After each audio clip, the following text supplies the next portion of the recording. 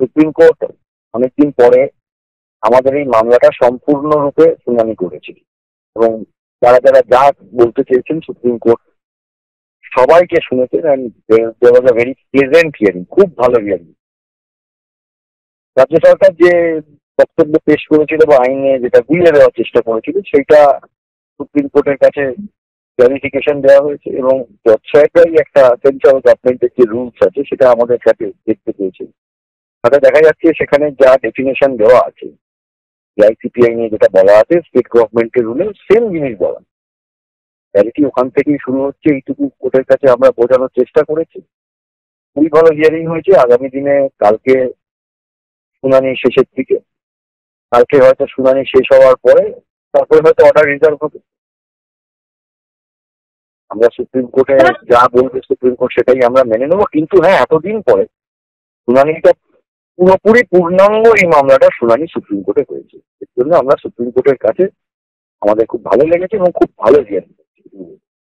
এবং কর্মচারীদের টাকা মেরে এই টাকা অন্য জায়গায় খাটানো, তাদের শ্রমের বিনিময়ে আজকে রাজ্য সরকারের যে পরিষেবা পশ্চিমবাংলার মানুষ পাচ্ছে, তারা তাদের ন্যায্য প্রাপ্ত পাবে না। আর এই বিভিন্ন সময় ক্লাবে এতে ওতে টাকা বিলিয়ে বেড়ানো হবে, এটা তো চলতে পারে না। আমি তো বারবারই বলছি যে রাজ্য সরকার এটা একটা ভোট ব্যাংক পলিটিক্স তৈরি করে রেখেছে কর্মচারীদের দিয়ে এটা মেরে। এক, দুই হচ্ছে পশ্চিমবাংলায় প্রচুর কন্ট্রাকচুয়াল, এবার এটা সেই মামলার সাথে সম্পর্ক না, কন্ট্রাকচুয়াল ওয়ার্কার্স আছে যাদের 5,000, 7,000, 10,000 টাকা মাইনে যায়, যে সংসার চলে না, তারাও তো সমকাজে সমবেতন দাবি করতে পারে, সেই টাকাটাও সরকার মারে। এবং বিভিন্ন ক্ষেত্রে বিভিন্ন খাতে ভুলভাল জায়গায় খাটা, এটা পুরো একটা ভোট ব্যাংকের রাজনীতি বানিয়ে রেখেছে, টাকা বিলিয়ে ঘটেছে। এর বিরুদ্ধে কর্মচারী সমাজ থেকে আরম্ভ করে সাধারণ মানুষ এবং যারা খেটে খাওয়া মানুষ, চুরি করে খাওয়া মানুষ নয়, খেটে খাওয়া মানুষ যারা আছেন, তাদের এটা প্রতিবাদ। দীর্ঘদিন মামলা চলেছে, প্রায় 6বার এই দিয়ে মামলা আপনার ট্রাইব্যুনাল, হাইকোর্ট করে যারা কর্মচারী সমাজ, সরকারি কর্মচারী সমাজ, তারা জিতেছে। ফাইনাল রাউন্ড সুপ্রিম কোর্টে। সুপ্রিম কোর্ট খুবই সময় দিয়ে অন্য মামলা রিলিজ করে এবং শুনানি যেটা হয়েছে তাতে আমরা খুবই সন্তুষ্ট। রায় যাই দিক না কেন সুপ্রিম কোর্ট, এটুকু আপনাকে আমি বলবো, যে পরিমাণ জজ সাহেবরা মামলাটা শুনেছে আর সুপ্রিম কোর্ট যা রায় দেবে সেটা ভারতবর্ষে সমস্ত জনগণের ওপরই সেটা সেটা ল লেট ডাউন সুপ্রিম কোর্টে, এটাই আমাদের ধরে নেওয়া হয়। সবাইকেই সেই রায় মানতে হবে। এসএসসি মামলার রায় হোক, ডিএ মামলার রায় হোক, অন্য যে কোনো মামলার রায় হোক, সুপ্রিম কোর্ট যেটা বলবে সেটা সবাই মানবে। ওই ক্লাবগুলোকে টাকাটা দিচ্ছে, এই 8,000 না 9,000 কোটি টাকা ক্লাবগুলোকে দিচ্ছে, 45,000 ক্লাবকে। সেটা কোথার থেকে দিচ্ছে? সেটা কি ভাইপো দিচ্ছে? এটা তো রাজ্য সরকারকে আপনারা প্রশ্ন করবেন।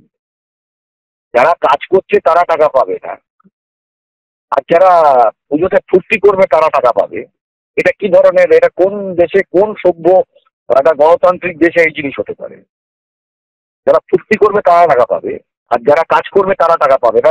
যাদের সরকারি পরিষেবা যারা মানুষের মধ্যে নিয়ে যাচ্ছে, এই যে বিভিন্ন হসপিটালে যারা সরকারি কর্মচারী আছে, যেগুলো আপনার এই পুলিশে যারা সরকারি পুলিশ আছে, তারা যারা দিনরাত্রি কেটে যারা ট্রাফিক সার্জেন্ট দেখবেন সকাল থেকে রাত পর্যন্ত, শীত গ্রীষ্ম বর্ষা রাস্তায় দাঁড়িয়ে পুলিশ কাজ করে, শীত গ্রীষ্ম বর্ষা মেডিকেলের স্টাফেরা কাজ করে, শিক্ষক রয়েছে, মিউনিসিপ্যালিটি কাজকর্ম রয়েছে, যারা সারাদিন দিনের পর দিন তাদের শ্রম নিয়ে কাজ করে যাবে, তারা টাকা পাবে না।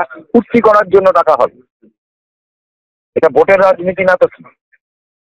দেশে এখনো আইন আছে, দেশে সংবিধান আছে, গণতান্ত্রিক দেশ, এখানে এই জিনিস চলতে পারে না। মানুষকে আপনি কাজ দিন যাতে মানুষ কাজ করে খেতে পারে।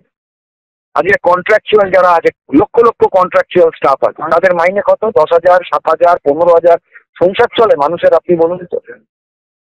অথচ ওদের টাকাগুলো মেরে খালি এনে একে ওকে ভোটের আগে টাকা দিয়ে ইয়ে করে যাবে, এটা কি করে সম্ভব? মুখ্যমন্ত্রী লন্ডন বেড়াতে যায়, ভাইপো গাড়িতে বেরোবে, আর এরা কি শুধু খেতেই মরে যাবে? এটা কি করে সম্ভব হয়? সরকারি কর্মচারীদের জন্য আজকে পশ্চিমবাংলার তারা মানুষের জন্য চেষ্টা করে, মানুষের পাবলিক ওয়ার্ক করে, এবং এমন এমন ডিপার্টমেন্ট আছে জীবনের রিস্ক নিয়ে তাদের কাজ করতে হয়, তো তাদের কোনো মূল্য নেই।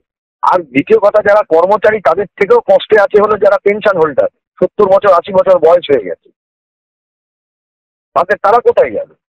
এই সরকারের কোনো মানবিকতাও নেই, মানুষের জন্য কোনো চিন্তা ভাবনাও নেই, শুধু নিজের গদি আর ওই যত পরিমাণ চাকরি বাকরি বিক্রি করে যে কম পয়সা ওঠানো যায় সেই দিয়ে নিজেদের চালান। এর বিরুদ্ধে প্রতিবাদ হওয়া দরকার। এবং আপনি দেখুন আইন শৃঙ্খলার জায়গা দেখুন, এটা 9 তারিখ আসছে, 9 আগস্ট আসছে। পশ্চিমবাংলার আইন শৃঙ্খলার অবস্থা দেখুন, নারীর নিরাপত্তা দেখুন, কোনো একটা সেক্টরে আপনি পশ্চিমবাংলাকে ভালো জায়গায় আপনি পাবেন না। যে জায়গায় নামি আপনি একটা চিন্তা করুন তো, একটা পরীক্ষা হচ্ছে এসএসসি, সেখানে আপনার সাদা খাতায় লোকে চাকরি পেয়ে যায়, এবং সেটা নিয়ে মামলা হলে ওনার আবার যায়, মানে কেউ মামলাও করতে পারবে না। মানে মুখ্যমন্ত্রী চান যে দেশে আদালত বলে কোনো জিনিস না থাকুক। এটা কখনো একটা গণতান্ত্রিক দেশে হতে পারে যেটা পশ্চিমবাংলার মুখ্যমন্ত্রী করে বেড়ান? এর বিরুদ্ধে আমাদের প্রতিবাদ এবং লড়াই, আর লড়াইটা রাস্তাতেও যেমন থাকবে, লড়াইটা কোর্টেও থাকবে। কোর্টেও আমরা চেষ্টা করছি এবং আমরা গণতান্ত্রিক ভাবেই চেষ্টা করছি। আইনের যা পদ্ধতি আছে সেই পদ্ধতি দিয়ে আমরা চেষ্টা করি। দেখুন, এই রাজ্য সরকার এটা দেবে না। তারা সবার একটা মামলার হাইকোর্ট এবং ট্রাইব্যুনালে হেরেছে। তার কারণ হচ্ছে তারা যেটা ট্যাকটিস অ্যাডপ্ট করেছে সেটা হলো ডিলেটরি ট্যাকটিস। আমাদের ভাষায় আমরা এই ডিলেটরি ট্যাকটিস করে এটাকে যত মামলাটাকে পিছিয়ে দেবে, সেটা নিয়েই আমরা কোর্টকে বোঝাতে সক্ষম হয়েছি। সেই জন্য কোর্ট বলেছে এটা দেবেন কি দেবেন না এর মধ্যে আমরা যাব না, আমরা পুরো মামলা শুনানি করবো। এও তো হতে পারে পুরোটাই দিতে হলো, আবার এও হতে পারে কিছুই আপনাদের দিতে হলো না। তাই পুরো মামলার একদম সময় দিয়ে সুপ্রিম কোর্ট, এখানে কারোর কোনো অভিযোগ থাকবে না। যে যা বলতে চেয়েছে, রাজ্য সরকার যত আইনজীবী দিয়ে বলাতে চেয়েছে বলেছে। কর্মচারীদের পক্ষ থেকেও আপনি দেখবেন বিভিন্ন আইনজীবী বলেছে। আমাদের গোপাল সুব্রমণিয়াম স্যার ছিলেন, বিকাশ রঞ্জন ভট্টাচার্য ছিলেন, পাটোয়ালিয়া ছিলেন, হ্যাঁ, প্রত্যেকেই বলেছেন তাদেরকে যা এবার সুপ্রিম কোর্ট যা রায় দেবে, কালকে শুনানি যদি শেষ হয়ে যায়, যা রায় দেবে সেটা সারা ভারতবর্ষে সবার জন্য ইমপ্লিমেন্টেড হবে। সবাইকেই সেই রায় মানতে হবে। সুপ্রিম কোর্টের ওপরে তো আর কিছু হয় না আমাদের দেশে সংবিধান। রাজ্য সরকার বেসিক্যালি এই টাকাগুলো বিভিন্ন সময় ভোট ব্যাংকের স্বার্থে কিছু লোককে বিলিয়ে বেড়ায়। এদের টাকা মেরে রাজ্য সরকার চলে, মেরে বেসিক্যালি তো মেরেই চলে। নাহলে আমি এর বাইরে কি, এর থেকে আর কি শব্দ প্রয়োগ করতে পারি? নাহলে একটা তার নিজের কর্মচারী যাদের মাধ্যমে রাজ্য সরকার চলছে তাদেরকে দেখবে, যারা সিনিয়র অফিসার আছে রাজ্য সরকার, তাদের তো মাইনে কম হয় না। যারা গরিব মানুষ শুধু তাদেরই মাইনে কম হবে। এইটা এই এই তারা দিয়ে পাবে না, এইটা কি করে মেনে নেওয়া সম্ভব? এই যে ডিসক্রিমিনেশনটা, এটার বিরুদ্ধেই লড়াই, যেটা রাস্তায়ও লড়াই বা সেটা কোর্টেও লড়াই, এইটার বিরুদ্ধে লড়াই। এবং আমি সমগ্র বাংলার যত কর্মচারী সমাজের লোকজন রয়েছেন এবং সাধারণ মানুষও রয়েছেন, সমস্ত ইস্যু নিয়ে সবাইকে একসাথে আমি রাস্তায় নামার আহ্বান জানাই এই সরকারের বিরুদ্ধে প্রতিবাদ করার জন্য। সরকারের বিরুদ্ধে প্রতিবাদ করার জন্য আমি সবসময় মানুষকে বলবো রাস্তায় নাম, এটা আমি সবসময় বলবো। কারণ আমি বিশ্বাস করি এই সরকার যতদিন পশ্চিমবাংলায় থাকবে, পশ্চিমবাংলার ভবিষ্যৎ কোনো উন্নতি হবে না। আমি অন্য কারোর ব্যাপারে কিছু বলবো না, বা কোনো রাজনৈতিকভাবেও কোনো কথা বলবো না। একটাই কথা আমি বলবো যে এই বর্তমান শাসক দল পশ্চিমবাংলায় যদি দীর্ঘমেয়াদী ভাবে থাকে, পশ্চিমবাংলার বিরাট ক্ষতি। এখন আমরা আমাদের পূর্ণাঙ্গ শক্তি দিয়ে, মানে আইনগতভাবে মেধা দিয়ে, আমাদের যারা সিনিয়র রয়েছেন তাদের সাথে কনফারেন্স করে আমরা মামলাটা সুপ্রিম কোর্টে করেছি। এবার সুপ্রিম কোর্ট যেটা রায় দেবে সেটা সবাইকে মানতে হবে। রায় কি হবে সেটা তো আমরা আগে থেকে কিছু বলতে পারি না যে এই রায় হবে বা ওই রায় হবে। তবে আমাদের যা যুক্তি বা আমাদের যা সাবমিশন বা আমরা যেটা সুপ্রিম কোর্টকে বোঝাতে চেয়েছি সেই সময়ও আমরা যথেষ্ট পেয়েছি এবং সেটা আমরা সুপ্রিম কোর্টের কাছে পেশ করেছি।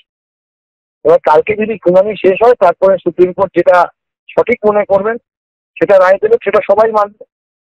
ভারতবর্ষের সুপ্রিম কোর্ট শ্রেষ্ঠ কোর্ট, এর উপরে আর কোনো কোর্ট নেই।